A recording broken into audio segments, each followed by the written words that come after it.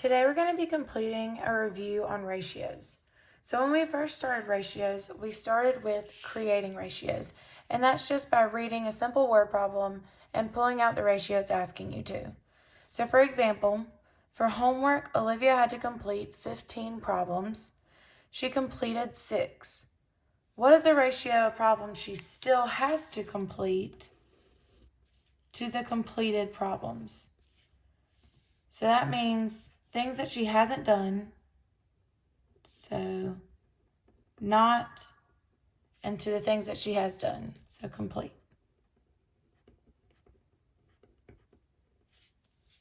Well, we know that they gave her 15 problems, so that's our total.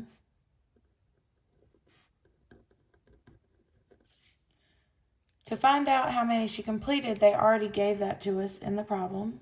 So we can go ahead and write 6 down here.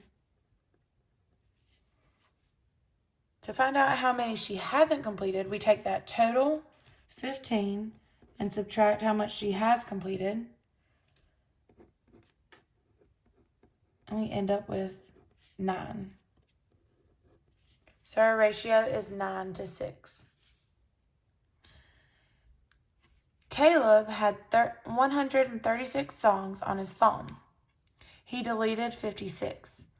What is the ratio of deleted songs to the total number he started with? Well, the number he deleted, we see, is 56. And the number he started with was 136. Now remember, you can simplify this, and we could simplify using the GCF, like from last cluster, or we could set it up in fraction form.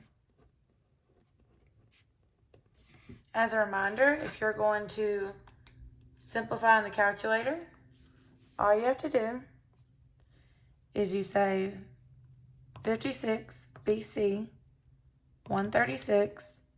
When you hit enter, it gives you 7/17.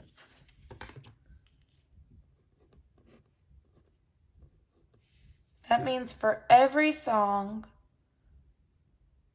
17 songs on his phone, he ended up deleting 7. All right, go ahead and try this one on your own. The library checked out 52 books, so that's the total. If 24 of the books were fiction, what is the ratio of fiction to nonfiction books checked out? So we're doing fiction to nonfiction. We already know that there's 24 fiction, and we know the total. So if I said 52 minus 24,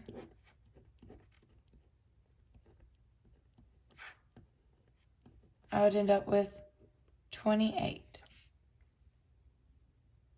Oh, and I put a 25 here. That should have been 24. So 24 to 28. Now again, you could simplify this, so we can put it in our calculator.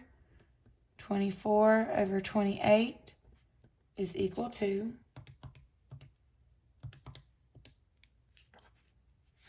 6 over 7. So that means for every 6 fiction books, there were 7 nonfiction books. All right, moving on, the next thing we talked about was equivalent ratios. So all you have to do here is we're figuring out what the same thing between 72 and 64 is the same thing as 9 and blank. So we're just going to set it up exactly like a proportion. So I'm going to take this side of the equal sign, I'm going to put it under here. 9 to blank. All right, from here we just cross multiply and divide by what's left. We can plug that into our calculator. So we have 64 times 9 divided by 72. You get 8.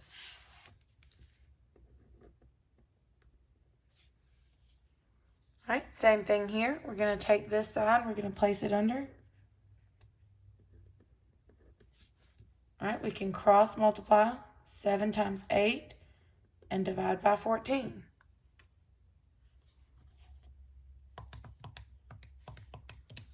And we get 4. All right, try this last one on your own. You should have gotten 7 and 2 under here. We're going to cross multiply 63 times 2 and divide by 7. You get 18. All right, these are also equivalent fraction problems or equivalent ratio problems. This is where it is just, instead of giving just the numbers, they give it to you in word problem form. So we have a classroom had 35 glue sticks. The ratio of glue sticks to glue bottles was 5 to 2. So sticks to bottles, 5 to 2. Sticks, bottles, 5, 2. How many glue bottles did the classroom have? So we're looking for bottles here. And we know that there's 35 sticks. All right, so we can cross multiply 2 times 35 and divide by 5.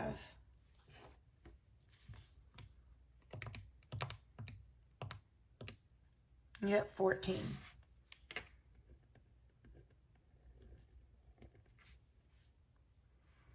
All right, again, the ratio of red cars to blue cars is 5 to 3. If there were 40 red cars, how many blue cars were there?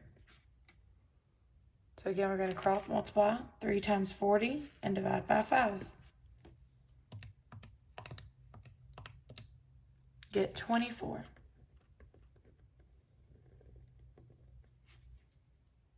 All right, try this last one on your own. So a recipe calls for the ratio of sugar to flour to be 7 to 4. If you use 36 ounces of flour, so 36 under flour, how much sugar should you use? So you can cross multiply 7 times 36 and divide by 4.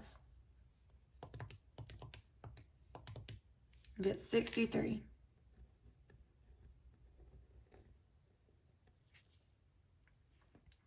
All right, so that's equivalent ratios. The next thing we talked about are ratio tables. And the cool thing about ratio tables is there are multiple ways that you can solve it. But just know that you're always looking for that missing value in the table.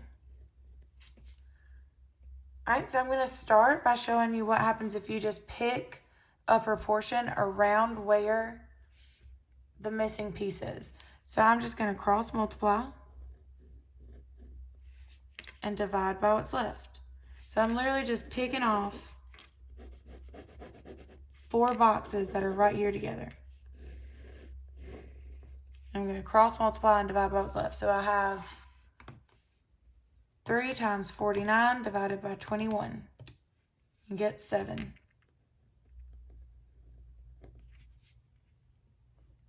Another way you could do this is by finding a pattern. So here we have 15.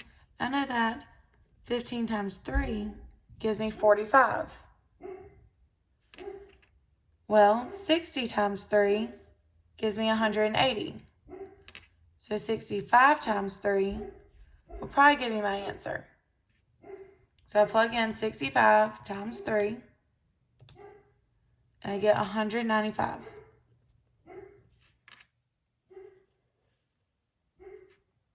All right, solve this next one on your own.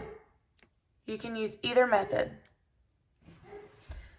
All right, so looking at this, I think these are pretty large numbers. So the method I would usually choose would be the proportion. So I'm going to cross multiply and divide by what's left. So I'm going to go ahead and do 36 times 32 and divide by 72. When I hit enter, I get 16. All right, from here, we went on to talk about unit rates and unit prices. So I'm going to start with just this basic word problem. Adam went to Food Lion and bought 2 bags of chips for $3.94.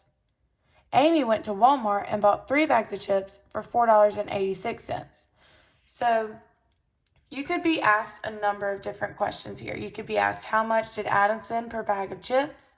How much did Amy spend per bag of chips? Or who spent more and how much more did they spend? So it really just depends on the question. We're going to solve all of these together. So we're going to see how much Adam spent per bag of chips. So that's just per 1 bag. So I'm going to say, all right, well, Adam had 2 bags for $3.94.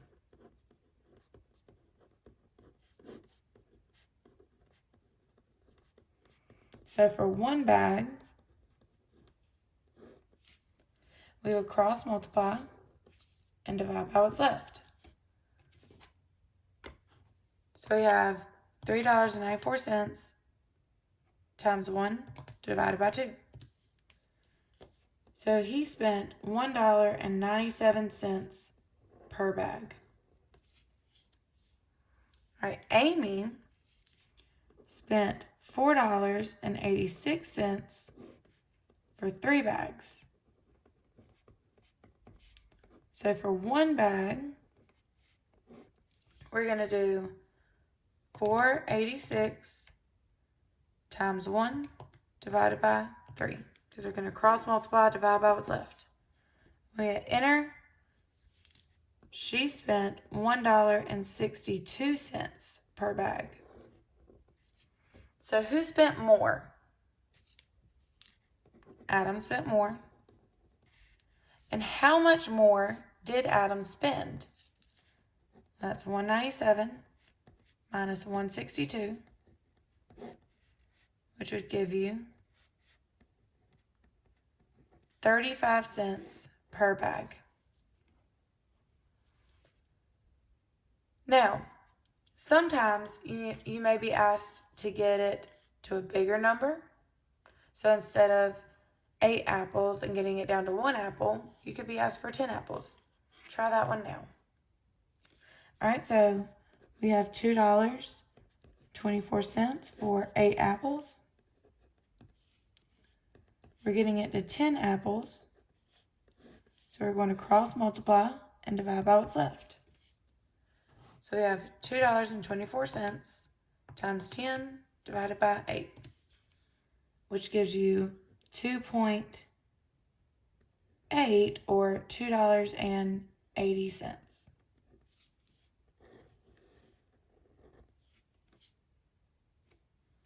Right? You could be asked just Tom bought 6 oranges for $2.16. How much was each orange? So that's just 1. Try that one now. So you could have gotten that $2.16 for 6 oranges. For 1 orange, we have $2.16 times 1 divided by 6. You get 36 cents per orange. Now, Tom, obviously he went grocery shopping. Well, Tom drove home from the grocery store and he drove 45 miles per hour. So that's 45 miles in 1 hour. How many miles, so we're looking for miles, did he drive in 15 minutes?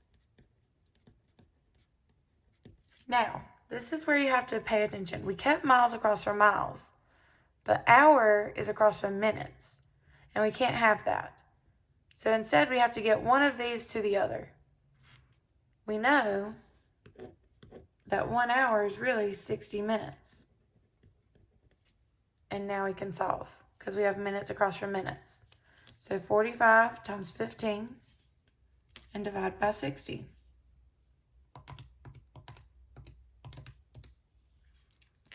Gives you 11.25 or 11 2500ths miles. All right, lastly, The last thing we talked about when it came to ratios so far is measurement conversions, and these are not hard at all. So I'm actually going to do some of these backwards. So let's start with Jenny. Jenny's dog weighs 30 pounds. How many kilograms does her dog weigh? So we're getting pounds to kilograms. Well, this then says 1 kilogram, so I'm going to put that under kilograms, is equal to 2.2 pounds. So I'm going to put that under pounds. And now we can cross multiply and divide by what's left. 30 times 1 divided by 2.2. All right, we get something like 13.636. But let's round to the hundredths place. So that means we're rounding this 3, and we're looking at the 6 to do it. 6, is that 5 or more raised to score, or 4 or less, let it rest? It's 5 or more raised to score, so that means that this is really 13 64 hundredths kilograms.